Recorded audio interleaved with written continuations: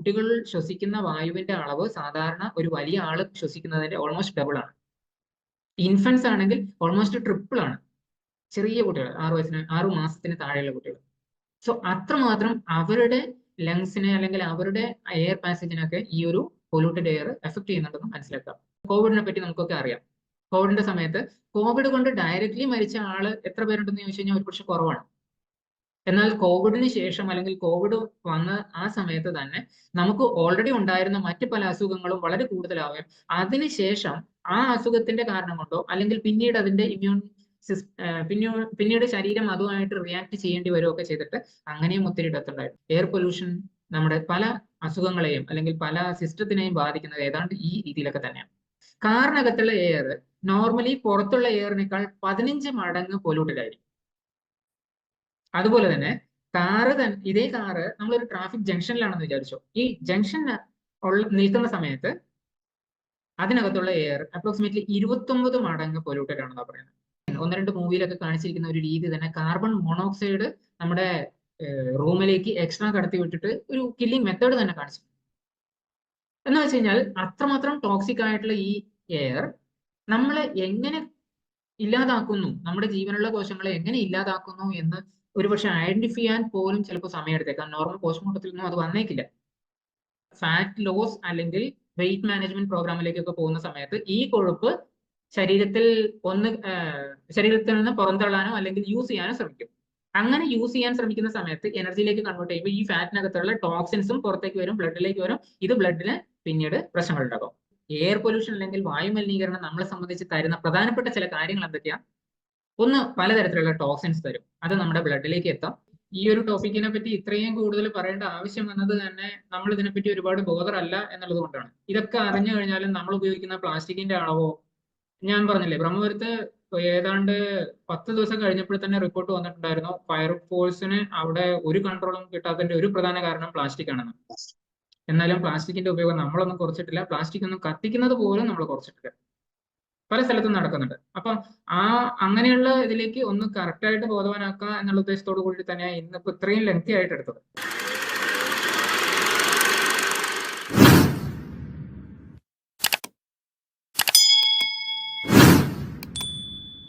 വായു മലിനീകരണം എന്നുള്ള ഒരു വിഷയമാണ് ഇന്ന് പ്രധാനമായിട്ട് പറയാൻ ഉദ്ദേശിക്കുന്നത്. നമുക്ക് ഇപ്പൊ റീസെന്റ് അറിയാവുന്ന ഒരു കേസ് എന്ന് വെച്ച് കഴിഞ്ഞാൽ ബ്രഹ്മപുരത്ത് വീണ്ടും തീപിടുത്തം ഉണ്ടായി.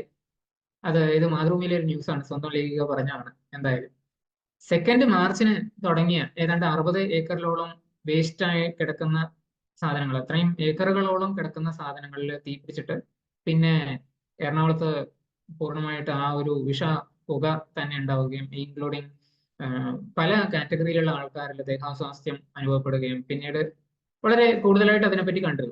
എന്തുകൊണ്ടാണ് ഇത് ഇത്രയും കൂടാൻ കാരണം എന്ന് ചോദിച്ചു കഴിഞ്ഞാൽ ഈ ഒരു വേസ്റ്റ് മാത്രമല്ല, ഇത് എത്ര കാലം ഉണ്ടായിരുന്നു എന്നുള്ളതാണ്. ഇത് 12th മാർച്ചിന്റെ റിപ്പോർട്ടാണ്. 90% of fire of Brahmapuram waste plan extinguished എന്ന് പറയുന്നത് കേരള ഗവൺമെന്റ് ആണ്. എന്നാൽ 15 മാർച്ചിന്റെ റിപ്പോർട്ടിൽ പറയുന്നുണ്ട് ഇല്ല, ഇതൊന്നും ഇവിടെ എത്തിയിട്ടില്ല. സോ ഇത്രയും കാലം ഏതാണ്ട് 13 ദിവസത്തിലധികം ആയിട്ടും അത് ഒന്നും ശരിയായില്ല. അതിനുശേഷം ഏപ്രിൽ 26-ന് വീണ്ടും അവിടെ തന്നെ തീപിടിക്കുന്നു, വീണ്ടും വിഷപ്പുകയും കാര്യങ്ങളൊക്കെ. അത്ര തന്നെ എത്താതെ ഇരിക്കാൻ കഴിഞ്ഞ എന്തുകൊണ്ടാന്ന് വെച്ച് കഴിഞ്ഞാൽ ഒരുപക്ഷെ ഫയർഫോഴ്സ് ഒക്കെ അത്രമാത്രം അവിടെ ആക്റ്റീവ് ആയി. ഏപ്രിലിൽ രണ്ടാമത് തീപിടിച്ചപ്പോൾ ഇത്രയും ദിവസങ്ങൾ എടുക്കാനുള്ള ഒരു കാരണം പ്രധാനമായിട്ട് പറഞ്ഞത് പ്ലാസ്റ്റിക്കും അതുപോലെയുള്ള മറ്റ് പല വേസ്റ്റുകളും അത് പിന്നെയും കത്തിക്കൊണ്ടിരിക്കുന്നു എന്നുള്ളതായിരുന്നു. ഇനി ഇതൊരു സെനാരിയോ ആണെങ്കിൽ നമ്മുടെ ക്യാപിറ്റൽ ഡൽഹിയും വലിയ വ്യത്യാസമൊന്നുമില്ല. ദീപാവലി ഇതാ വരാനിരിക്കുന്നു ഈ മാസം അവസാനം. സോ നോർമലി ഉണ്ടാവുന്ന ഒരു റിപ്പോർട്ടാണ് ഇത്. Delhi air turns toxic after Deepavali fireworks. ദീപാവലിയുടെ സമയത്ത് ഉണ്ടാകുന്ന ആ ഒരു പടക്കങ്ങളും അല്ലെങ്കിൽ അതുപോലെയുള്ള സാധനങ്ങളും കൊണ്ട് മാത്രം ഉണ്ടാകുന്ന പുകയല്ല ഇത്.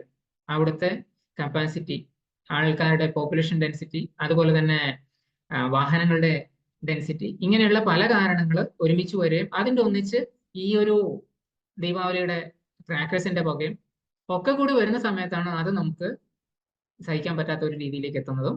അതിനുശേഷം ഒരുപക്ഷെ പല വർഷങ്ങളായിട്ട് കാണുന്ന ഒരു സെനാരിയോ എന്താണെന്ന് വെച്ച് കഴിഞ്ഞാൽ പിന്നീട് വിന്റർ തുടങ്ങാണ്. അപ്പോൾ വിന്ററിന്റെ സമയത്ത് ഓട്ടോമാറ്റിക്കലി ഡെൻസ് എയർ അവിടെ തണുപ്പ് കൂടി വരുമ്പോൾ അത് താഴേക്ക് വരികയും ഒരു വിഷപ്പുകയുടെ ഒരു ആവരണം തന്നെ ഡൽഹിയെ ചുറ്റുകയും അതിനുശേഷം സ്കൂളുകളിലേക്കും ഈ ചിലപ്പോഴൊക്കെ ഓഫീസുകളിൽ പോലും ആഴ്ചകൾ ലീവ് കൊടുക്കേണ്ട അവസ്ഥയൊക്കെ എത്തിയിട്ടുണ്ട്, ദിവസങ്ങളോളം ലീവ് കൊടുക്കേണ്ട അവസ്ഥയൊക്കെ എത്തിയിട്ടുണ്ട്. അപ്പൊ ഈ ഓഫീസിൽ പോയില്ലെങ്കിൽ ഇവർക്കൊക്കെ എന്താ, വീട്ടിൽ തന്നെ ഇരിക്കാം, അല്ല വീട്ടിൽ തന്നെ ഇരുന്നാലോ, വീട്ടിൽ പോയി ശ്വസിക്കാം, അത്രേ വ്യത്യാസമുള്ളൂ. സോ ആ ഒരു സിറ്റുവേഷൻ വളരെ സിവിയർ ആയിക്കൊണ്ടിരിക്കുകയാണ്. ഇതിന്റെ ഇമ്പാക്ട് എങ്ങനെയാണ് നമ്മുടെ അടുത്തേക്ക് എത്തുക? ഇതിപ്പോ ശരിക്കും ജസ്റ്റ് ഡൽഹിയും അതുപോലെ തന്നെ ഇവിടുത്തെ മാത്രം കഥയാണോ? അല്ല. ഈ ഒരു ചിത്രമൊക്കെ ഒരുപക്ഷെ നിങ്ങൾ കണ്ടിട്ടുണ്ടാവും. ശ്വാസകോശം സ്പോഞ്ച് പോലെയാണ് എന്ന് പറയുന്നതും, അതുപോലെ തന്നെ ഒരു ഗ്ലാസ് ക്യാബിനകത്തേക്ക് സിഗരറ്റ് വെച്ചിട്ട് എത്ര സിഗരറ്റ് വലിക്കാൻ പറ്റും, അതിനനുസരിച്ച് ആ സ്പോഞ്ചിനകത്തേക്ക് എങ്ങനെയാണ് അതിന്റെ ബ്ലാക്കിഷ് കളറിലേക്ക് എത്തുന്നതും ഒരുപക്ഷെ ശ്വാസകോശത്തിനെ ഉപമിക്കാൻ പറ്റുന്ന ഏറ്റവും നല്ല രീതിയിലൊക്കെ കാണിച്ചിട്ടുണ്ട്. ഇവിടെ കൊണ്ടും തീരുന്നുണ്ടോ? ഒന്ന് ചിന്തിച്ചു നോക്കൂ. ഈ പുകവലിക്കാത്ത ആൾക്കാരൊക്കെ പാസീവ് സ്മോക്കിംഗ് മാത്രമാണോ ചെയ്യുന്നത്? അല്ല. ഇവിടുന്ന് ഒരു മേ ബി ഒരു 10 അല്ലെങ്കിൽ 20 കിലോമീറ്റർ നമ്മളൊന്ന് ടൗൺ വരെ പോയിട്ട് തിരിച്ചു വന്ന് അതിനുശേഷം നമ്മൾ എന്താ ചെയ്യുക? വളരെ നാച്ചുറൽ ആയിട്ടുള്ള ഒരു പ്രോസസ്സ് എന്ന് പറയുന്നത് നമ്മളൊന്ന് കൈയും കാലും മുഖമൊക്കെ ഒന്ന് കഴുകും. ഈ മുഖം കഴുകുന്ന സമയത്ത് വാഷ് ബേസിൻ ഒന്ന് ശ്രദ്ധിച്ചിട്ടുണ്ടോ? വളരെ ബ്രൗൺ അല്ലെങ്കിൽ ഒരു അഴുക്ക് നിറഞ്ഞ വെള്ളമാണ് പിന്നെ അങ്ങോട്ട് പോകുന്നത്, അല്ലെ, വാഷ് ബേസിനിലേക്ക് വരുന്നത്. ഈ അഴുക്കുള്ള വെള്ളം നമ്മുടെ മുഖം കഴുകിയിട്ടും അല്ലെങ്കിൽ കൈ കഴുകിയിട്ടും വരുന്നതാണെങ്കിൽ ഇതൊക്കെ നമ്മൾ എന്താ, ഈ ഡസ്റ്റും അല്ലെങ്കിൽ ഇങ്ങനെയുള്ള ചളിയൊക്കെ തൊട്ടതിന് ശേഷമാണോ നമ്മുടെ കയ്യിലേക്ക് എത്തിയിരിക്കുന്നത്? അല്ല, വായുവിൽ കൂടെ എത്തുന്ന. ഇങ്ങനെ വായുവിൽ കൂടെ എത്തുന്ന ഡസ്റ്റ് ഒക്കെ ജസ്റ്റ് ഒന്ന് ചിന്തിച്ചു നോക്കും, നമ്മുടെ ലങ്സിനകത്തേക്കും അല്ലെങ്കിൽ ശ്വാസകോശത്തിലേക്കും പോകാൻ സാധ്യതയില്ലേ? അങ്ങനെ പോകുമ്പോൾ അതിനെ ആര് ക്ലീൻ ചെയ്യുന്നു? പക്ഷെ ഇതിനു വേണ്ടി നമ്മുടെ ശരീരം വളരെ കൂടുതൽ പരിശ്രമിക്കുന്നുണ്ട് എന്ന് മനസ്സിലാക്കുക. ശരീരത്തിന് അതിൻ്റെതായിട്ടുള്ള വഴികളുണ്ട്.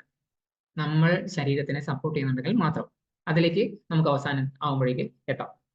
എനിവേ, സോ ഇവിടെ കൊണ്ടും തീരുന്നുണ്ടോ? സാധാരണഗതിയിൽ നമ്മൾ ഉപയോഗിക്കുന്ന വെള്ളത്തിന്റെ അളവ്, അതുപോലെ തന്നെ ഒരു മേ ബി ആവറേജ് ഒരാൾ കഴിക്കുന്നത് 2 to 4 ലിറ്റർ വെള്ളമാണെങ്കിൽ ഈ 2 മുതൽ 4 ലിറ്റർ വരെയുള്ള വെള്ളം വളരെ ശുദ്ധിയായിട്ട്, അത് പറ്റുന്നതും നമ്മൾ ഫിൽട്ടർ ഉപയോഗിച്ചിട്ടും അല്ലെങ്കിൽ RO തരത്തിലുള്ള റിവേഴ്സ് ഓസ്മോസിസ് പോലെയുള്ള ഫിൽട്രേഷൻ ഒക്കെ ഉപയോഗിച്ചിട്ട് വളരെ നല്ല പ്യൂർ വാട്ടറാണ് ഉപയോഗിക്കുന്നത്. അതല്ലെങ്കിൽ ഒരുപക്ഷെ മിനറൽ വാട്ടർ ബോട്ടിലേക്ക് പോകും. ഈ വെള്ളം ഉപയോഗിച്ച് കുളിക്കുകയും ചില ആൾക്കാരൊക്കെ കൈ കഴുകുകയൊക്കെ ചെയ്യാറുണ്ട് മിനറൽ വാട്ടർ തന്നെ ഉപയോഗിച്ചിട്ട്. നമുക്ക് കഴുകാൻ പോലും മോശം വെള്ളം ഉപയോഗിക്കുന്നത് ഇഷ്ടമല്ല. അതും വെറും 4 അല്ലെങ്കിൽ 10 ലിറ്റർ വെള്ളത്തിന്റെ കാര്യം ഞാൻ പറയുന്നത്. നമ്മൾ ഉപയോഗിക്കുന്ന എയർ, ശ്വസിക്കുന്ന വായു ഏതാണ്ട് 8 കിലോളം വരും ഒരു ദിവസം. ഈ 8 കിലോ എന്ന് പറഞ്ഞു കഴിഞ്ഞാൽ അപ്രോക്സിമേറ്റ്ലി 10,000 മുതൽ 12,000 ലിറ്റർ വരെ വരും. നമുക്ക് അവിടെ ചോയ്സ് ഉണ്ടോ? നമ്മൾ എന്ത് തരത്തിലുള്ള എയർ ആണ് നമുക്ക് അകത്തേക്ക് ഉപയോഗിക്കാൻ പറ്റുക എന്നുള്ളതിനെ പറ്റി ഒരു ചോയ്സും ഇല്ല, അല്ലെ? ഈ ചോയ്സ് ഇല്ലായ്മ തന്നെയാണ് നമ്മൾ അതിനെപ്പറ്റി ബോധർ ചെയ്യാത്തതിന്റെ ഒരു കാരണവും. കൽക്കി എന്ന് പറയുന്ന മൂവിയിലാണെന്ന് എനിക്ക് തോന്നുന്നു, അതില് എയർ പോലും നമ്മൾ കൊണ്ടു നടക്കുന്ന രീതിയിലാണ് കാണിച്ചിരിക്കുന്നത്. മൂവി ഒരുപക്ഷെ പിക്ചറൈസേഷൻ നമ്മുടെ ഇനി വരാൻ പോകുന്ന യുഗത്തിന്റെ അല്ലെങ്കിൽ ഇനി വരാൻ പോകുന്ന കാലഘട്ടം എന്തൊക്കെ രീതിയിൽ പോകുന്നു എന്നുള്ളതിനെ കാണിക്കുന്നുണ്ടാവാം. പക്ഷെ നമ്മുടെ ഇടയിലുള്ള പ്രശ്നങ്ങൾ അതിലേക്കൊന്ന് പോകാം. എല്ലാ സ്ഥലത്തും പൊല്യൂട്ടഡ് എയർ ആണെങ്കിൽ സാധാരണഗതിയിൽ നമ്മൾ ചെയ്യുന്ന ഒരു മെത്തേഡ് എന്ന് വെച്ച് കഴിഞ്ഞാൽ, ഓക്കെ, നമ്മൾ ഒന്നുകിൽ കാറിനകത്ത് തന്നെ ഇരിക്കും, അതല്ലെങ്കിൽ നമ്മൾ വീട്ടിനകത്ത് തന്നെ ഇരിക്കും. ഇത് രണ്ടും എത്രമാത്രം സേഫ് ആണ്?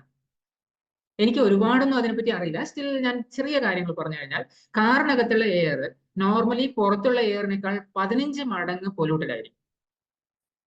അതുപോലെ തന്നെ ഇതേ കാറ് നമ്മളൊരു ട്രാഫിക് ജംഗ്ഷനിലാണെന്ന് വിചാരിച്ചോ, ഈ ജംഗ്ഷൻ നിൽക്കുന്ന സമയത്ത് അതിനകത്തുള്ള എയർ അപ്രോക്സിമേറ്റ്ലി 29 മടങ്ങ് പൊല്യൂട്ടഡ് ആണെന്നാണ് പറയുന്നത്. എന്ന് വെച്ച് കഴിഞ്ഞാൽ നമുക്ക് കാറിനകത്ത് സേഫ് അല്ല. ഇതേപോലെ തന്നെയാണോ നമ്മുടെ വീടിനകത്തും പലതരത്തിലുള്ള പൊല്യൂട്ടൻസ് നമ്മൾ തന്നെ ഉണ്ടാക്കുന്നുണ്ട്. ഓക്കെ, അത് പല രീതിയിലാണ്. എനിവേ, ഇതിനെപ്പറ്റി നടന്ന പല സ്റ്റഡീസിലും അതുപോലെ തന്നെ WHO സ്റ്റാറ്റസും ഒക്കെ പറയുന്നത് ഹൗസ് ഹോൾഡ് എയർ പൊല്യൂഷൻ, നമ്മുടെ വീടിനകത്തുള്ള air pollution approximately 3.2 million death ഒരു വർഷം നടക്കാനുള്ള കാരണമാവുന്നുണ്ട്. അതിൽ തന്നെ 2,37,000 കുട്ടികളാണ്, അതും 5 വയസ്സിന് താഴെയുള്ള കുട്ടികൾ. ഇതിന് കാരണം എന്താണെന്ന് വെച്ച് കഴിഞ്ഞാൽ, കുട്ടികൾ ശ്വസിക്കുന്ന വായുവിന്റെ അളവ് സാധാരണ ഒരു വലിയ ആള് ശ്വസിക്കുന്നതിന്റെ ഓൾമോസ്റ്റ് ഡബിൾ ആണ്. ഇൻഫൻസ് ആണെങ്കിൽ ഓൾമോസ്റ്റ് ട്രിപ്പിൾ ആണ്. ചെറിയ കുട്ടികൾ, 6 മാസത്തിന് താഴെയുള്ള കുട്ടികൾ. സോ അത്രമാത്രം അവരുടെ ലങ്സിനെ അല്ലെങ്കിൽ അവരുടെ എയർ പാസേജിനൊക്കെ ഈ ഒരു പൊല്യൂട്ടഡ് എയർ എഫക്ട് ചെയ്യുന്നുണ്ടെന്ന് മനസ്സിലാക്കാം. സോ ഈ ഒരു കമ്പൈൻഡ് എയർ പൊല്യൂഷൻ ഓൾമോസ്റ്റ് 6 ലക്ഷത്തിലധികം ഡെത്തിന് കാരണമാവുന്നുണ്ട് ഓരോ വർഷവും, പ്രീമച്വർ ഡെത്ത്. 37% ഔട്ട്ഡോർ എയർ പൊല്യൂഷനും ഈ പ്രീമേച്ചർ ഡെത്തുമായിട്ട് ബന്ധപ്പെട്ടിട്ട് നോക്കിക്കഴിഞ്ഞാൽ അത് ഹേർട്ട് റിലേറ്റഡ് ആയിട്ടുള്ള രോഗങ്ങളിലാണ് വരുന്നത്. അതുപോലെ തന്നെ സ്ട്രോക്ക്, ഓൾമോസ്റ്റ് 18% വരുന്നത് COPD, നമ്മുടെ ലങ്സുമായിട്ട് ബന്ധപ്പെട്ടിട്ടുള്ള ക്രോണിക് ഒബ്സ്ട്രക്റ്റീവ് പൾമണറി ഡിസീസ് എന്ന് പറയും, ഇതുമായിട്ട് ബന്ധപ്പെട്ടിട്ട്, അതുപോലെ തന്നെ റെസ്പിറേറ്ററി ഫെയിലിയറുമായിട്ട് ബന്ധപ്പെട്ടിട്ട്, ആൻഡ് ഈവൻ ക്യാൻസർ റിലേറ്റഡ് ആയിട്ടുള്ള പ്രത്യേകിച്ചും ലങ്സും റെസ്പിറേറ്ററി ട്രാക്റ്റുമായിട്ട് ബന്ധപ്പെട്ടിട്ടുള്ള ക്യാൻസർ ആയിട്ടും അപ്രോക്സിമേറ്റ്ലി 11% ഡെത്ത് അതുമായി ബന്ധപ്പെട്ട് വരുന്നുണ്ട്. സോ ഡയറക്റ്റ് മരണത്തിന്റെ കാര്യം നോക്കിക്കഴിഞ്ഞാൽ ഇത്തരത്തിലുള്ള എസ്റ്റിമേറ്റുകളൊക്കെ ഓൾറെഡി കിട്ടിയിട്ടുണ്ട്. അപ്പോൾ ഈ മരണം വരെ എത്താത്ത പല കേസുകളും ഉണ്ടാവില്ലേ? അല്ലെങ്കിൽ ഇപ്പോഴ് കോവിഡിനെ പറ്റി നമുക്കൊക്കെ അറിയാം. കോവിഡിന്റെ സമയത്ത് കോവിഡ് കൊണ്ട് ഡയറക്റ്റ്ലി മരിച്ച ആള് എത്ര പേരുണ്ടെന്ന് ചോദിച്ചു കഴിഞ്ഞാൽ ഒരുപക്ഷെ കുറവാണ്. എന്നാൽ കോവിഡിന് ശേഷം അല്ലെങ്കിൽ കോവിഡ് വന്ന ആ സമയത്ത് തന്നെ നമുക്ക് ഓൾറെഡി ഉണ്ടായിരുന്ന മറ്റു പല അസുഖങ്ങളും വളരെ കൂടുതലാവുകയും അതിനുശേഷം ആ അസുഖത്തിന്റെ കാരണം കൊണ്ടോ അല്ലെങ്കിൽ പിന്നീട് അതിന്റെ ഇമ്മ്യൂൺ പിന്നീട് ശരീരം അതുമായിട്ട് റിയാക്ട് ചെയ്യേണ്ടി വരികയൊക്കെ ചെയ്തിട്ട് അങ്ങനെയും ഒത്തിരി ഡെത്ത് ഉണ്ടായിരുന്നു. സോ അതാണ് ലാസ്റ്റ് സ്റ്റേജിൽ മേ ബി ഒരു വർഷമൊക്കെ കഴിഞ്ഞ സമയത്തേക്ക് ഇതുമായിട്ട് ബന്ധപ്പെട്ടിട്ടുള്ള മീൻസ് കോവിഡുമായിട്ട് ബന്ധപ്പെട്ടിട്ടുള്ള പല ഇൻഷുറൻസ് ക്ലെയിമുകളും അല്ലെങ്കിൽ പല ഡോക്ടർ റിപ്പോർട്ടുകളും ഒക്കെ നോക്കിക്കഴിഞ്ഞാൽ മനസ്സിലാവും അത് ഡയറക്ട്ലി കോവിഡ് കൊണ്ടായിരുന്നില്ല, സ്റ്റിൽ കോവിഡ് അതിലൊരു ഫാക്ടർ ആയിരുന്നു. ആൻഡ് എയർ പൊല്യൂഷൻ നമ്മുടെ പല അസുഖങ്ങളെയും അല്ലെങ്കിൽ പല സിസ്റ്റത്തിനെയും ബാധിക്കുന്നത് ഏതാണ്ട് ഈ രീതിയിലൊക്കെ തന്നെയാണ്. ഇത് എങ്ങനെയാണ് വരുന്നത്? എയർ പൊല്യൂഷന്റെ ക്യാരക്ടറിസ്റ്റിക്സ് നോക്കിക്കഴിഞ്ഞാൽ പല കാരണം കൊണ്ടാണ് ഈ പൊല്യൂഷൻ വരുന്നത്. വായുമലിനീകരണം വരുന്നതിന് ഒരുപക്ഷെ വൈൽഡ് ഫയർസ്, ജംഗിൾ ഫയർ എന്ന് പറയില്ലേ, കാട്ടുതീ കൊണ്ടോ അല്ലെങ്കിൽ വോൾക്കാന പോലെയുള്ള കാര്യങ്ങൾ കൊണ്ടോ, സാൻഡ് സ്റ്റോം. ആക്ച്വലി ഇതൊന്നും നമ്മുടെ നാട്ടിൽ ഒരുപാട് അങ്ങനെ പ്രസക്തമായിട്ട് തോന്നില്ല അല്ലെ? അപ്പൊ ഇവിടെ എന്താ പ്രശ്നം? വെഹിക്കിൾ എമിഷൻ, ഇൻഡസ്ട്രിയൽ ഡിസ്ചാർജ്, ഇൻഡസ്ട്രിയും ഒരുപക്ഷെ വളരെ കുറവാണ്. ബേണിംഗ് ഓഫ് ഫോസിൽ ഫ്യൂൽസ്, ഇതും ഒരുപക്ഷെ വളരെ കുറവാണ്. പിന്നെ നടക്കുന്ന എന്താണെന്ന് വെച്ച് കഴിഞ്ഞാൽ പല സ്ഥലത്തും ഒരുമിച്ച് കൂട്ടിയിട്ട് കത്തിക്കുന്ന രീതി, അതും ഇപ്പോഴൊക്കെ കുറഞ്ഞിരിക്കുന്നു. ഒരുപാട് റെസ്ട്രിക്ഷൻസ് ഗവൺമെന്റിന്റെ ഭാഗത്തുനിന്ന് വന്നതുകൊണ്ട് തന്നെ ഷോപ്പിന്റെ മുന്നിലോ, മുമ്പൊക്കെ ഷോപ്പിന്റെ മുന്നിലുള്ള ഏതെങ്കിലും ഒരു ഇലക്ട്രിക് പോസ്റ്റിന്റെ സൈഡിലൊക്കെ ഒരുപാട് കത്തിക്കുന്ന രീതിയൊക്കെ കാണാറുണ്ടായിരുന്നു. ഇപ്പോഴതൊക്കെ വളരെ കുറഞ്ഞിട്ടുണ്ട്. അങ്ങനെയാണെങ്കിൽ പോലും ഇവിടെ പൊല്യൂഷൻ വളരെ കുറവാണെന്ന് പറയുന്ന എത്ര പേരുണ്ടാവും? ടോട്ടൽ വേൾഡ് ഓവർ നോക്കിക്കഴിഞ്ഞപ്പോൾ ഞാൻ ശരിക്കും ഞെട്ടി. കാരണം ആദ്യത്തെ 50 സിറ്റീസ്, എയർ പൊല്യൂട്ടഡ് ആയിട്ടുള്ള 50 സിറ്റീസ് എടുത്തപ്പോൾ അതില് 43 എണ്ണവും ഇന്ത്യയിലാണ്. ഈ 43 എണ്ണം കഴിഞ്ഞിട്ട് ബാക്കിയുള്ളത് നോക്കിക്കഴിഞ്ഞാൽ 1 ബംഗ്ലാദേശ്, 4 എണ്ണം പാകിസ്ഥാൻ, പിന്നെ 1 ചൈന, ഇങ്ങനെയൊക്കെയാണ് വരുന്നത്. ഓൾമോസ്റ്റ് എല്ലാം ഏഷ്യയാണ്. അതിൽ തന്നെ കുറച്ചുകൂടി ഡെപ്തിലേക്ക് നോക്കിയപ്പോൾ ഈവൻ കേരളം ഒട്ടും പിന്നിലല്ല. എല്ലാ സ്റ്റേറ്റിലും ഓൾമോസ്റ്റ് ഈക്വൽ ആയിട്ടുള്ള രീതിയിൽ പൊല്യൂഷൻ നടക്കുന്നുണ്ട്. ആൻഡ് അതിന്റെ ഒന്നിച്ചാണ് ഇങ്ങനെയുള്ള ബ്രഹ്മപുരം പോലെയുള്ള സിറ്റുവേഷൻസ് വരുന്നത്. എന്താ അതിന്റെ കാരണം? ശരിക്കും അർബൻ ഏരിയയിൽ ട്രാഫിക്, അതുപോലെ തന്നെ industrial activities and dense population density, ഇത് ജനസംഖ്യ വർധനവ് ആ ഒരു പെർട്ടിക്കുലർ ഏരിയയിൽ ഉണ്ടാവുന്ന ഇതാണ് പ്രധാനമായിട്ട് വരുന്നത്. അതിന്റെ ഒന്നിച്ച് തന്നെ പലതരത്തിലുള്ള ഇൻഫെക്ഷൻസ് അല്ലെങ്കിൽ ബയോളജിക്കൽ പൊല്യൂട്ടൻസ് ഉണ്ടാവും. ലൈക്ക് ബാക്ടീരിയ ഉണ്ടാവാം, വൈറസ് ഉണ്ടാവാം. അല്ലെ, നമ്മൾ മാസ്ക് ഉപയോഗിക്കാൻ എന്തായിരുന്നു കാരണം? കോവിഡിന്റെ സമയത്ത് എയർ വഴി നമ്മുടെ നേസൽ ക്യാവിറ്റിയിലേക്ക് അത് വരാതിരിക്കാൻ വേണ്ടിയിട്ട്. മോൾഡ് എന്ന് പറയുന്നത് പ്ലാന്റ്സ് എന്നൊക്കെ ഉണ്ടാവുന്ന ചില സാധനങ്ങൾ, പൊള്ളനും മോൾഡും ഒക്കെ. അതുപോലെ തന്നെ ഹൗസ് മൈറ്റ്സ്, ചില ചെറിയ പ്രാണികൾ, ചെറിയ ജീവികൾ. പെറ്റ് ഡാൻഡർ എന്ന് വെച്ച് കഴിഞ്ഞാൽ നമ്മുടെ വീട്ടിൽ തന്നെയുള്ള പെറ്റ് അനിമൽസിന്റെ രോമങ്ങളും അല്ലെങ്കിൽ അതിൽ നിന്നുള്ള ചില ബയോളജിക്കൽ വേസ്റ്റും ഒക്കെ ഒരുപക്ഷെ നമ്മുടെ എയറിലേക്ക് എത്താം, അതും നമ്മുടെ ശരീരത്തിലേക്ക് എത്താം. സോ ഇതാണ് ബയോളജിക്കൽ ആയിട്ടുള്ള പൊല്യൂട്ടൻസ് എങ്കിൽ ചെറിയ പാർട്ടിക്കിൾസ്, ഡസ്റ്റ് പാർട്ടിക്കിൾസിനെ നമുക്ക് പർട്ടിക്കുലർ മാറ്റർ എന്നാ പറയാം. ഈ പർട്ടിക്കുലർ മാറ്റർ എന്ന് വെച്ച് കഴിഞ്ഞാൽ ഒരു കണിക അല്ലെങ്കിൽ ഒരു ഡസ്റ്റ് പാർട്ടിക്കിൾ, ഒരു പൊടി, ആ പൊടിയുടെ ടോട്ടൽ ഡയമീറ്റർ മൈക്രോ മീറ്ററിലൊക്കെയാണ് കണക്കാക്കുന്നത്. ഇത്രയും ചെറിയ സാധനം അത് നമ്മുടെ നേസൽ കാവിറ്റിയിലേക്ക് പോകാനുള്ള സാധ്യത അല്ലെങ്കിൽ വായുവിൽ നിൽക്കാനുള്ള സാധ്യത, അതിനെയാണ് ഈ പർട്ടിക്കുലർ മാറ്റർ വെച്ചിട്ട് നമ്മൾ പൊതുവെ പറയുന്നത്. ഇതിന്റെ ഒരു എക്സാമ്പിൾ പറഞ്ഞു കഴിഞ്ഞാൽ നമ്മുടെ മുടിയില്ലേ, മുടിയുടെ പർട്ടിക്കുലേറ്റ് മാറ്റർ ആ ഒരു ലെവൽ പറയുന്നത് 70 ആണ്. അത് വാരി ചെയ്യാം, 60 മുതൽ 100 വരെയൊക്കെ വാരി ചെയ്യാം. ആവറേജ് ആയിട്ട് ഒരു 70 to 80 ഒക്കെ പറഞ്ഞോളൂ. അപ്പൊ ഈ 80 സൈസുള്ള മുടിയാണ് നമുക്ക് കാണാൻ പറ്റുന്നത്. ഇതിന്റെ 8-1 എന്ന് വെച്ച് കഴിഞ്ഞാൽ നമ്മുടെ ഏകദേശം PM10 എന്ന് പറയുന്ന അളവ്. ഈ ഒരു PM10 ഡസ്റ്റ്, ശരിയായ ഡസ്റ്റ് ഒക്കെ ആ രീതിയിലുള്ളതാണ്. അതാണ് പൊള്ളൻ, നമ്മുടെ സസ്യങ്ങൾ പൂക്കുമ്പോഴുണ്ടാവുന്ന ചില, ഇത് ബാംഗ്ലൂർ ഏറ്റവും കൂടുതലുണ്ട് കേട്ടോ. ഈ പൊള്ളൻ എന്നൊക്കെ വരുന്നത് അതാണ്. ആൻഡ് മോൾഡ്, ഇതിലൊക്കെ ഈ PM10 വരുന്നത്. ഈ PM10 ഡയറക്ട്ലി നമ്മുടെ ബ്ലഡിലേക്ക് അബ്സോർബ് ആവാൻ സാധ്യതയുണ്ട്, പെർട്ടിക്കുലർലി നമ്മുടെ സ്കിന്നിന്റെ പുറത്തുകൂടിയൊക്കെ. ജസ്റ്റ് ഒന്ന് ചിന്തിച്ചു നോക്കുക, എത്രമാത്രം ഡേഞ്ചറസ് ആകാൻ സാധ്യതയുണ്ട്, നമ്മുടെ ശരീരം എത്രമാത്രം കോപ്പപ്പ് ചെയ്തിട്ടാണ് നമ്മൾ നല്ല രീതിയിൽ ജീവിക്കുന്നതെന്ന് ചിന്തിച്ചു നോക്കുക. ആൻഡ് PM2.5 എന്ന് പറയുമ്പോൾ ഇതിന്റെയും ഹയസ്റ്റ് ആയി, അല്ല വളരെ ചെറുതായി. ഈ PM2.5 പാർട്ടിക്കിൾസ് ആണ് വളരെ ഡേഞ്ചർ എന്ന് ലോകാരോഗ്യ സംഘടനയും അതുപോലെയുള്ള അഹാം പോലെയുള്ള പല ഓർഗനൈസേഷൻസും ഇതിനെ സ്ഥിരീകരിച്ചിട്ടുണ്ട്. ടൊബാക്കോ സ്മോക്ക്, അതുപോലെ തന്നെ VOC എന്ന് പറഞ്ഞു കഴിഞ്ഞാൽ വോൾട്ടൈൽ ഓർഗാനിക് കോമ്പൗണ്ട്സ് എന്ന് പറയും. അതുപോലെ തന്നെ ടോക്സിക് ആയിട്ടുള്ള gases, nitrous oxide, sulphur dioxide, carbon monoxide, carbon dioxide, അതുപോലെ തന്നെ ഓസോൺ തുടങ്ങിയ പല സാധനങ്ങളും ഈ ടോക്സിക് ഗ്യാസസിൽ പെടുന്നതാണ്. ഡയറക്റ്റ് 1-2 മൂവിയിലൊക്കെ കാണിച്ചിരിക്കുന്ന ഒരു രീതി തന്നെ കാർബൺ മോണോക്സൈഡ് നമ്മുടെ റൂമിലേക്ക് എക്സ്ട്രാ കടത്തി വിട്ടിട്ട് ഒരു കില്ലിംഗ് മെത്തേഡ് തന്നെ കാണിച്ചു. എന്ന് വെച്ച് കഴിഞ്ഞാൽ അത്രമാത്രം ടോക്സിക് ആയിട്ടുള്ള ഈ എയർ നമ്മളെ എങ്ങനെ ഇല്ലാതാക്കുന്നു, നമ്മുടെ ജീവനുള്ള കോശങ്ങളെ എങ്ങനെ ഇല്ലാതാക്കുന്നു എന്ന് ഒരുപക്ഷെ ഐഡന്റിഫൈ ചെയ്യാൻ പോലും ചിലപ്പോൾ സമയമെടുത്തേക്കാം. നോർമൽ പോസ്റ്റ്മോർട്ടത്തിൽ നിന്നും അത് വന്നേക്കില്ല. Okay. And household odours, നമ്മൾ റൂം ഫ്രഷ്നേഴ്സും അല്ലെങ്കിൽ കാറിനകത്ത് ഫ്രഷ്നേഴ്സും ഒക്കെ ഉപയോഗിക്കുന്നില്ലേ, ഇതിന്റെയും സ്മെൽ ഒരുപക്ഷെ ഈ വോൾട്ടൈൽ ഓർഗാനിക് കോമ്പൗണ്ട്സിന്റെ ഇടയിൽ പെടുന്നുണ്ടാവും.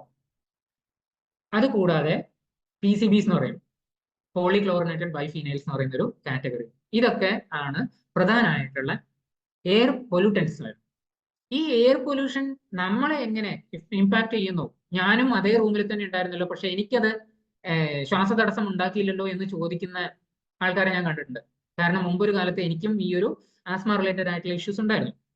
അപ്പൊ തീർച്ചയായിട്ടും അവർ കമ്പയർ ചെയ്യുന്നത് ഇത് എങ്ങനെ എനിക്ക് വന്നു, എങ്ങനെ അവർക്ക് വന്നില്ല എന്നുള്ള ഒരു രീതിയിലാണ്. പൊതുവെ ആൾക്കാർക്ക് ആ ഒരു കമ്പാരിസൺ ഉണ്ടാവാം. ബട്ട് ദിസ് ഡിപ്പെൻഡ്സ് ഓൺ, ഇത് ഡിപ്പെൻഡ് ചെയ്യുന്ന പ്രധാനപ്പെട്ട ചില ഫാക്ടേഴ്സ് എന്ന് പറയുന്നത്, ഒന്ന് ഫിസിക്കൽ ക്യാരക്ടറിസ്റ്റിക്, അതിന്റെ സൈസ്, അതുപോലെ തന്നെ അത് എന്ത് രീതിയിലുള്ള സാധനമാണ്, ഇങ്ങനെയുള്ള കുറച്ച് കാര്യങ്ങളാണ് അതിന്റെ ഫിസിക്കൽ ക്യാരക്ടറിസ്റ്റിക്സിൽ വരുന്നതെങ്കിൽ. കെമിക്കൽ കോമ്പോസിഷനുമായിട്ട് ബന്ധപ്പെട്ടിട്ടുള്ളതാണ് രണ്ടാമത്തത്. അതുകൂടാതെ ഇത് എത്ര നേരം നമ്മൾ ശ്വസിക്കുന്നു എന്നുള്ളതാണ് മൂന്നാമത്തെ ഒരു പ്രധാനപ്പെട്ട ഫാക്ടർ. ആൻഡ് അത് എത്ര ഡെൻസ് ആയിട്ടുള്ളതായിരുന്നു, അതിന്റെ ലെവൽ എങ്ങനെയായിരുന്നു ആ പൊല്യൂഷന്റെ എന്നുള്ളതാണ് നാലാമത്തെ ഫാക്ടർ. അതുപോലെ തന്നെ ഇൻഡിവിജ്വൽ സസെപ്റ്റിബിലിറ്റി എന്ന് പറയും. എന്ന് വെച്ച് കഴിഞ്ഞാൽ എന്റെ ശരീരം ഈ പൊല്യൂഷനോട് എങ്ങനെ പ്രതികരിക്കുന്നു എന്നുള്ളതും മറ്റൊരാളുടെ ശരീരം ഇതേ പൊല്യൂഷനോട് എങ്ങനെ പ്രതികരിക്കുന്നു എന്നുള്ളതും പൂർണ്ണമായിട്ടും വ്യത്യാസം ഉണ്ടാവും. അതിനെ മെയിൻ ഫാക്ടർ ഒന്നെന്ന് വെച്ച് കഴിഞ്ഞാൽ നമ്മുടെ ശരീരത്തിന്റെ കപ്പാസിറ്റി എന്നുള്ളതാണ്.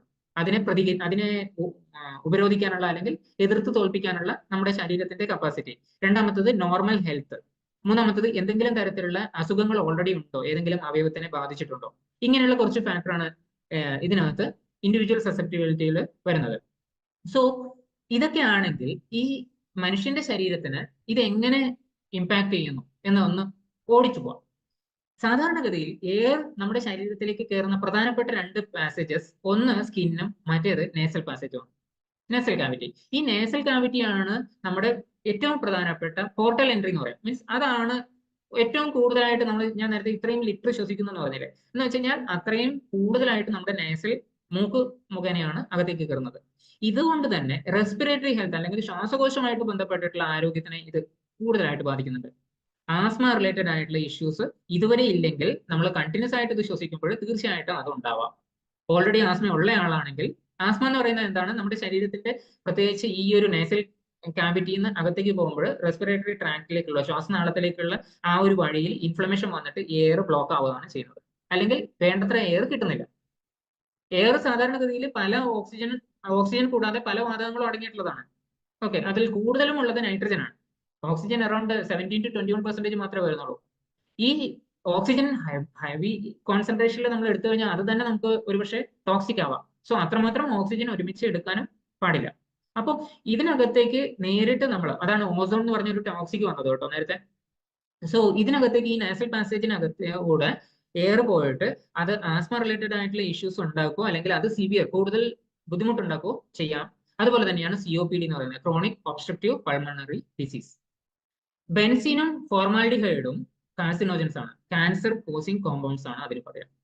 സോ ഇത് ക്യാൻസർ ഉണ്ടാക്കുമെങ്കിൽ പ്രധാനമായിട്ട് നമ്മുടെ ലങ്സുമായിട്ട് ബന്ധപ്പെട്ടിട്ടുള്ള ക്യാൻസർ തന്നെയാണ് കൂടുതൽ ഉണ്ടാക്കുന്നത്. അത് കൂടാതെ മറ്റ് ചില ക്യാൻസറിനുള്ള കാരണങ്ങളും ഇവിടുന്ന് തുടങ്ങാം, അല്ലെങ്കിൽ ഈ ടോക്സിൻസ് മുഖേന തുടങ്ങാം. കാരണം ലിവറൊക്കെയാണ് ഈ ടോക്സിൻസിനെ അൾട്ടിമേറ്റ്ലി റിമൂവ് ചെയ്യേണ്ടത്.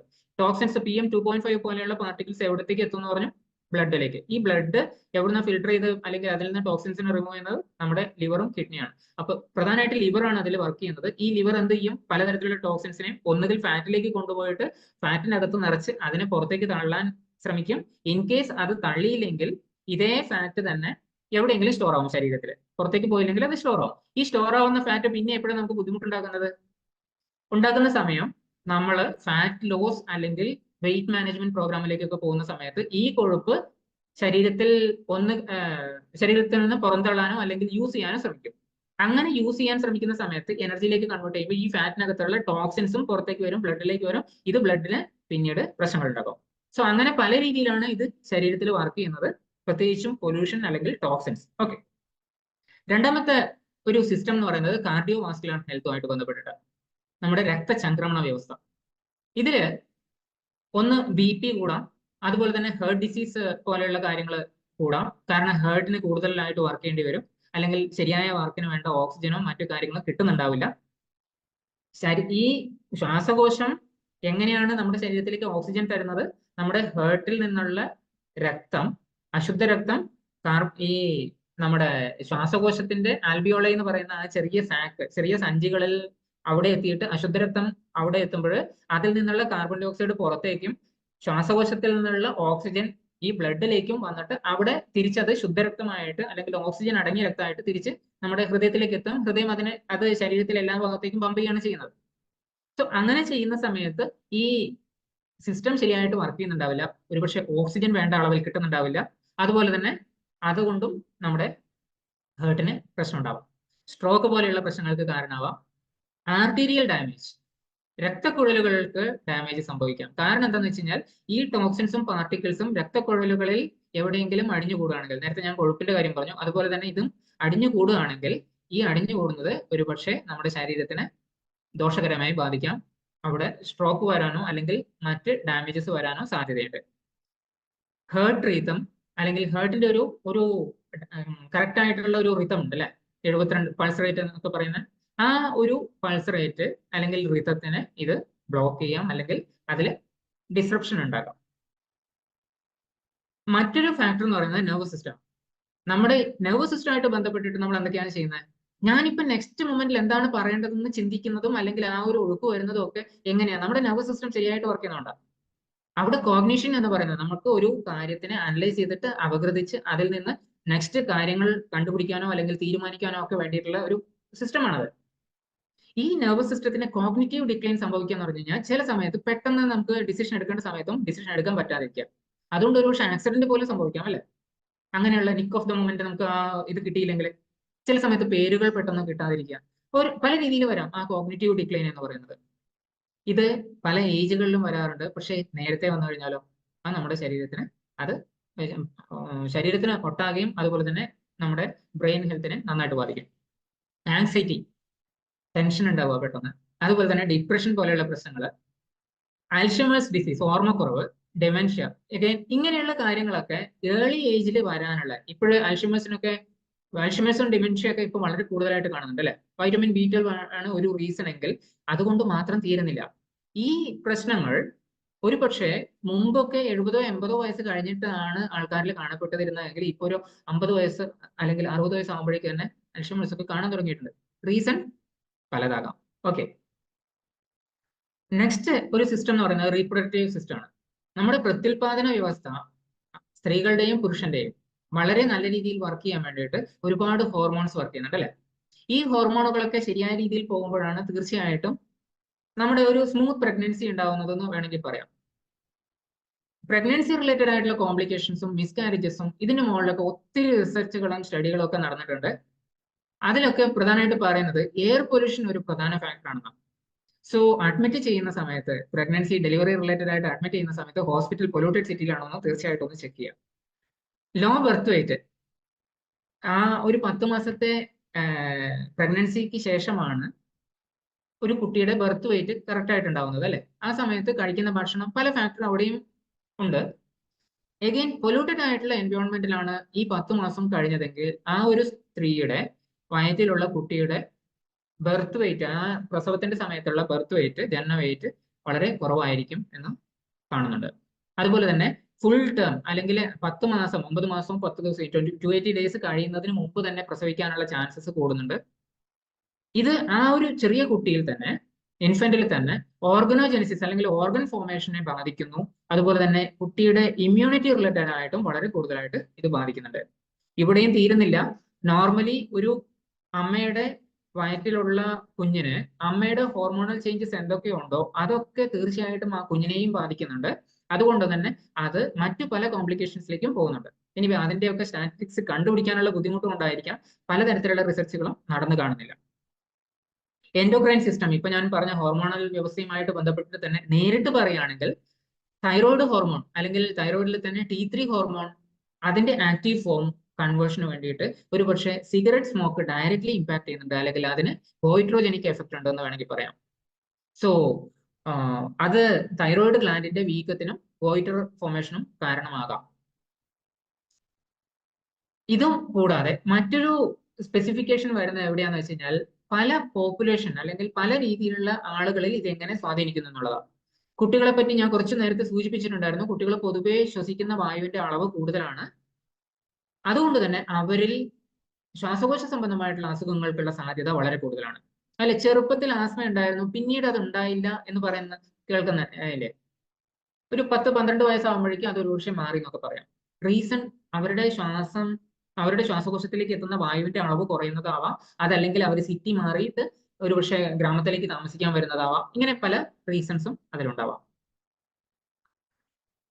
സ്ത്രീകളിൽ പൊതുവെ പറയുന്നത് എന്താണെന്ന് വെച്ച് കഴിഞ്ഞാൽ ഒരുപാട് റീസൺസ് ഉണ്ട്. ഞാൻ നേരത്തെ പ്രഗ്നൻസി ആയിട്ട് ബന്ധപ്പെട്ടിട്ട് പറഞ്ഞിരുന്നു. ബട്ട് അത് കൂടാതെ പൊതുവെ പറയുന്നത് എന്താണെന്ന് വെച്ച് കഴിഞ്ഞാൽ ഗ്ലോബലി തന്നെ 4ാമത്തെ ഡെത്ത് കോസ് ആയിട്ടാണ് ഈ ഒരു എയർ പൊല്യൂഷനെ കണക്കാക്കിയിട്ടുള്ളത്.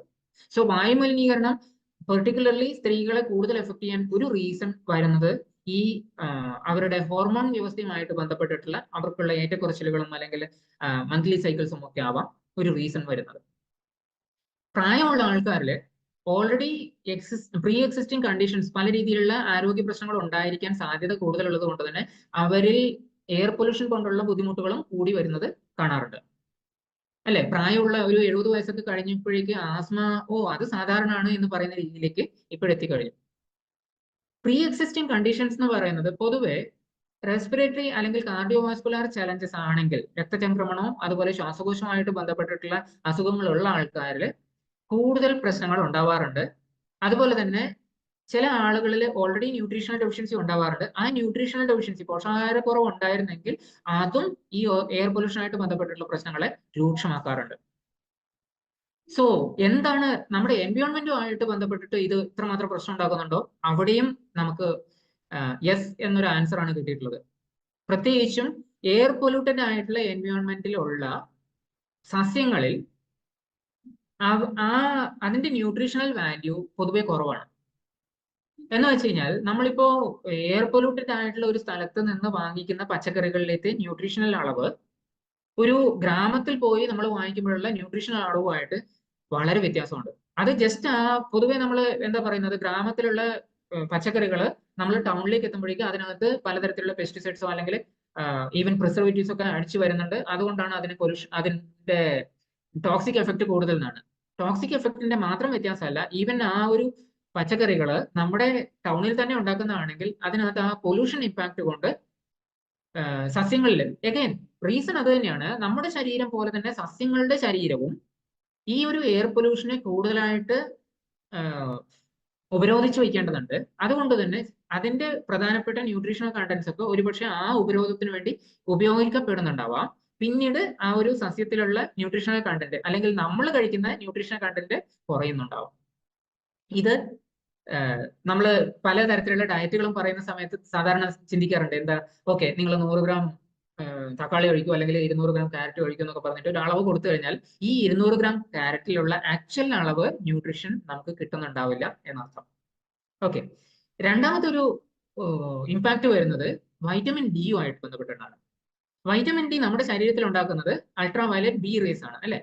സാധാരണഗതിയിൽ രാവിലെ 11 മണിക്കും വൈകുന്നേരം 4 മണിക്കും ഇടയിലുള്ള നല്ല ഉച്ച സമയത്ത് ഒരു 20 മിനിറ്റ് എങ്കിലും വെയിൽ കൊണ്ടിട്ടുണ്ടെങ്കിൽ അൾട്രാ വയലറ്റ് ബി റേസ് നമ്മുടെ സ്കിന്നിൽ തന്നെ ത്വക്കിനടിയിലെ ഉള്ള കൊളസ്ട്രോൾ ഉപയോഗിച്ചിട്ട് അവിടെ വൈറ്റമിൻ ഡി ഉൽപ്പാദിപ്പിക്കുന്നു. അത് പിന്നെ ആക്റ്റീവ് ഫോമിലേക്ക് കൺവേർട്ട് ചെയ്യുന്നു. പൊല്യൂട്ടഡ് ആയിട്ടുള്ള ഒരു എൻവയോൺമെന്റിൽ നമ്മുടെ ശരീരത്തിലേക്ക് എത്തുന്ന അൾട്രാവയലറ്റ് ബി റേസിന്റെ അളവ് കുറവായിരിക്കും. അതുകൊണ്ട് തന്നെ നമ്മുടെ ശരീരത്തിന്റെ കപ്പാസിറ്റി കുറയും, അല്ലെങ്കിൽ ശരീരത്തിൽ ഉൽപ്പാദിപ്പിക്കപ്പെടുന്ന വൈറ്റമിൻ ഡിയുടെ അളവ് കുറയും. ഇത് നമ്മളെ വൈറ്റമിൻ ഡി പൊതുവെ ഒരു ഇമ്മ്യൂണോ മോഡുലേറ്റർ ആണ്. സോ ആ ഒരു ഇമ്മ്യൂണോ മോഡുലേറ്ററിന്റെ വർക്ക് ശരിയായ രീതിയിൽ നടക്കാതെ വരും, അതും നമ്മളെ ദോഷകരമായിട്ട് ബാധിക്കാം. ഓക്കെ, ഇങ്ങനെ നോക്കിക്കഴിഞ്ഞാൽ എയർ പൊല്യൂഷൻ അല്ലെങ്കിൽ വായുമലിനീകരണം നമ്മളെ സംബന്ധിച്ച് തരുന്ന പ്രധാനപ്പെട്ട ചില കാര്യങ്ങൾ എന്തൊക്കെയാ? ഒന്ന്, പലതരത്തിലുള്ള ടോക്സിൻസ് തരും, അത് നമ്മുടെ ബ്ലഡിലേക്ക് എത്താം. രണ്ടാമത്തത് സ്ട്രെസ് തരും, അല്ലെ? പൊല്യൂട്ടഡ് ആയിട്ടുള്ള സ്ഥലത്ത് നമ്മൾ ഒത്തിരി നേരം നിൽക്കുമോ? ഇല്ല, അത് ഓട്ടോമാറ്റിക്കലി സ്ട്രെസ് ആണ്. ഈ വൈറ്റമിൻ ഡി ആയിട്ട് നോക്കിക്കഴിഞ്ഞാൽ പോലും സാധാരണഗതിയിൽ പൊല്യൂട്ടഡ് ആയിട്ടുള്ള ഒരു സ്ഥലത്ത് നമ്മൾ ഉച്ച നേരത്തൊന്നും പോയി നിൽക്കാനുള്ള സാധ്യതയും കുറയാണ്. അതുകൊണ്ട് തന്നെ അൾട്രാവയലറ്റ് ബി റേസ് എഗൈൻ ശരീരത്തിൽ എത്തുന്നത് കുറയാണ് ചെയ്യുന്നത്. സോ ആസ് എ ഹോൾ അത് സ്ട്രെസ്ഫുൾ ആണ്. ന്യൂട്രീഷന്റെ അളവ് കുറയ്ക്കും, അതുപോലെ തന്നെ കെമിക്കൽസിന്റെ അളവ് കൂട്ടുകയും ചെയ്യും. ഇമ്മ്യൂണിറ്റി, നമ്മുടെ ശരീരത്തിന്റെ ഇമ്മ്യൂണിറ്റി ലെവൽ പൊതുവെ അത് തടസ്സപ്പെടുത്തുകയാണ് ചെയ്യുന്നത്. അതുകൂടാതെ നമ്മുടെ ശരീരത്തിനകത്തുള്ള ചില പെർട്ടിക്കുലർ ജനറ്റിക്കൽ ഫാക്ടേഴ്സിനെ മോഡിഫൈ ചെയ്യാൻ കെൽപ്പുണ്ട്. ഈ ജനറ്റിക്കൽ ഫാക്ടേഴ്സിലേക്ക് ഞാൻ അടുത്ത ദിവസം വരുന്നുണ്ടാവും, കാരണം ഇന്ന് ഓൾറെഡി നല്ല സമയമായിട്ടുണ്ട്. സോ ജനറ്റിക് മോഡിഫിക്കേഷൻ നമുക്ക് ബ്ലോക്ക് ചെയ്യേണ്ടതുണ്ട്, കാരണം ആ ഒരു ലെവലിലേക്ക് എത്തിക്കഴിഞ്ഞാൽ പലപ്പോഴും അത് നമ്മളെ വളരെ മോശം രീതിയിൽ ബാധിക്കുകയും അടുത്ത തലമുറയെ പോലും അത് ബാധിക്കാൻ സാധ്യതയുണ്ടാവും. ജനറ്റിക് മോഡിഫിക്കേഷൻ എന്ന് ഉദ്ദേശിച്ചത് പൂർണ്ണമായിട്ടും തലമുറകളിൽ നിന്ന് തലമുറകളിലേക്ക് കൈമാറ്റം ചെയ്യപ്പെടണം എന്നുള്ള ഒരു കാര്യമല്ല. നമ്മുടെ ശരീരത്തിൽ ഇപ്പം പല ഫാക്ടേഴ്സ്, ഇപ്പൊ പ്രോട്ടീൻ സിന്തസിസ് അല്ലെങ്കിൽ വൈറ്റമിൻസിന്റെ യൂസേജ്, ഇങ്ങനെ തുടങ്ങിയിട്ട് പല ഫംഗ്ഷൻസ് നടക്കുന്നില്ലേ, ഉപാപചയ പ്രവർത്തനങ്ങൾ. ഈ ഫംഗ്ഷൻസ് എങ്ങനെ നടക്കണം എന്ന് തീരുമാനിക്കുന്നത് ആരാ? നമ്മുടെ ശരീരത്തിനകത്തുള്ള പല ജീനുകളാണ്. ഈ ജീനുകളെ ശരിയായ രീതിയിൽ നമ്മൾ വർക്ക് ചെയ്യാൻ അനുവദിച്ചു കഴിഞ്ഞാൽ ഓക്കെ. പക്ഷെ ഇത്തരം ടോക്സിൻസ്, പൊല്യൂഷൻ ഒക്കെ കൂടിയിട്ട് ആ ജീനുകളെ സ്വാധീനിച്ച് അവയിൽ മാറ്റങ്ങൾ വരുത്തി കഴിഞ്ഞാൽ, ജനിതക വൈകല്യങ്ങൾ വരുത്തി കഴിഞ്ഞാൽ നമ്മുടെ നോർമൽ ഫങ്ഷനിങ് തന്നെ ശരിയായ രീതിയിൽ നടക്കാതെ വരും. അതാണ് നേരത്തെ ഞാൻ ഒരുപക്ഷെ സ്മോക്കിംഗ് ഗോയിട്രോജനിക് എഫക്റ്റ് ഉണ്ട് നമ്മുടെ തൈറോയ്ഡ് ഹോർമോണുമായിട്ട് ബന്ധപ്പെട്ടിട്ട് എന്ന് പറയാൻ കാരണം. സോ അത്തരം മോഡിഫിക്കേഷൻസിനെ നമ്മൾ എയർ പൊല്യൂഷൻ ഉണ്ടാവുന്ന സമയത്ത് ഒരു സാധ്യതയാക്കി കൊടുക്കുകയാണ് ചെയ്യുന്നത്. അതുപോലെ തന്നെ പലതരത്തിലുള്ള ലൈഫ് സ്റ്റൈൽ ഡിസീസസും നമ്മുടെ വരാനുള്ള സാധ്യതയുണ്ട്. അതുമായിട്ട് ശരീരത്തിന് ഫൈറ്റ് ചെയ്യാനുള്ള കപ്പാസിറ്റി കുറയുന്നുണ്ട്.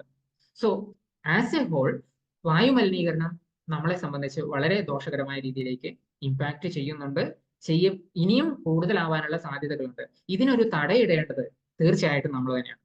സോ എങ്ങനെയാണ് ആ ഒരു ഫാക്ടറിലേക്ക് അല്ലെങ്കിൽ അതിന്റെ പലവിധമാകെ നമ്മളത് ഒന്ന് ബ്ലോക്ക് ചെയ്യാനും അല്ലെങ്കിൽ ശരീരത്തിനെ ഒന്നുകൂടി മെച്ചപ്പെടുത്താനും ഒക്കെ എന്തൊക്കെ ചെയ്യാം എന്നുള്ളതിലേക്ക് നമുക്ക് അടുത്ത ആഴ്ച കുറച്ച് ഡീറ്റെയിൽ ആയിട്ട് പോകാം.